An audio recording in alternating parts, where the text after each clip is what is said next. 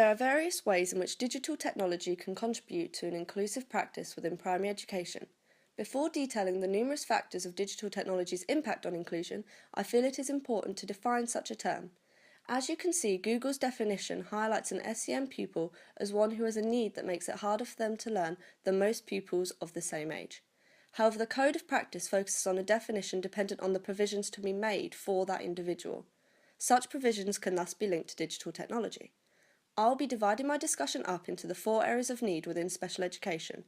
These include cognitive and learning, communication and interaction, social, emotional and mental health, and physical and/or sensory needs. Each of these 4 aspects has a significant link to digital technology and how this resource can foster inclusive practice. Focusing on communication and interaction, technology offers an alternative means of communicating and interacting with children with an SEN through the use of technology. Text-to-speech software gives those pupils who may be unwilling or unable to share their thoughts a voice, allowing them to interact with their peers and the teacher. Applications such as My Choice Pad offers pupils who struggle to communicate a form of interaction through the use of pictures. In cooperation with Makaton, the SEN child equivalent to sign language, pupils can not only interact with others but are also able to connect directly to the curriculum through pictorial representations that enable inclusive practice. Prolo Quo to Go is similar to My Choice Pad, allowing the creation of an interactive timetable which can greatly assist inclusive practice as pupils are able to have this available to them constantly in a mainstream classroom. All of these applications are available across a number of devices, including tablets and laptops. Moving on to cognitive and learning, technical devices prove very effective supporting inclusion with this specific need. Through the use of webcams with GPS and object recognition, a gateway to a virtual world is opened, thus allowing pupils with this specific need to support their own learning without the need to be removed from the classroom.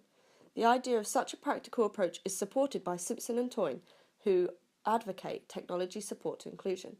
Social, emotional and mental health is another area in which technology can be greatly effective. Various apps are available that give pupils structure to their learning, which is often linked to assisting SEMH needs. Using timers and prompts opens the opportunity up for pupils to control their own learning. Organisational tools such as Evernote and iPrompt ease pupils into this transition, enabling an inclusive environment that does not conflict with the child's specific needs. Additionally, a strong assistance to SEMH needs is positive reinforcement, which is very easy to come by through online games and activities. Alan points out the importance of hardware and SEN education. Therefore, when looking at physical and/or sensory needs, the physical equipment is crucial. Offering pupils larger keyboards and touchscreen monitors enables pupils with a physical need to learn alongside their peers, meaning they are included in the lesson with appropriate visions put in place to assist their individual learning style. Additionally, software such as speech-to-text and online magnifying tools also removes any possible barriers to which a child may have to the lesson.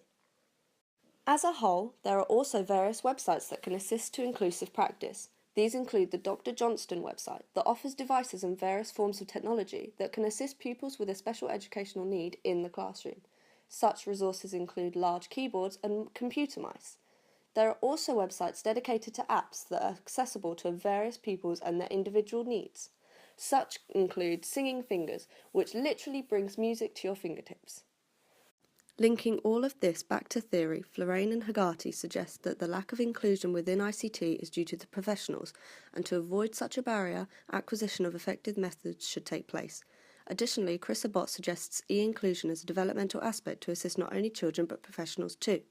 E-inclusion breaks down barriers across various aspects and also links to overall development in the disability studies movement. Abbott also highlights the empowering aspects digital technology has towards inclusion. To summarise, there are extensive opportunities to foster inclusion throughout the digital technology world. The responsibility merely lies on the educator's willingness to do so.